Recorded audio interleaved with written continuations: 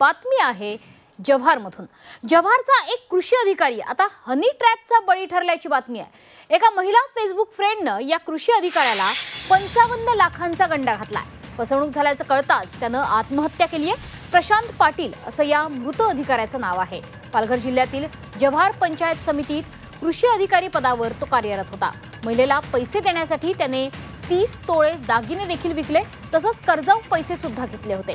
फसवणूक झाल्याचं कळताच प्रशांत पाटीलनं गळफास घेऊन आत्महत्या केली आहे। या प्रकरणी नाशिकच्या अंबड पोलीस ठाण्यात तक्रार दाखल करण्यात आली असून पोलीस आणि सायबर पोलीस फसवणूक करणाऱ्या महिलेचा शोध घेत आहेत। तर सायबर पोलिसांकडून सध्या फसवणूक करणाऱ्यांचा शोध घेतला जातोय। मात्र जव्हारच्या कृषी अधिकाऱ्यानं या संपूर्ण प्रकरणानंतर आत्महत्या केल्याचं पाऊल उचललेलं आहे। सध्या सायबर पोलिसांकडून संबंधित महिलेचा शोध सुरू आहे। महिला फेसबुक फ्रेंडनं या संबंधित अधिकाऱ्यांना फसवलं। इतकंच नाही तर या संबंधित महिलेला पैसे देण्याकरता जवळपास 55 लाख रुपये प्रशांत पाटील यांना मोजावे लागले होते।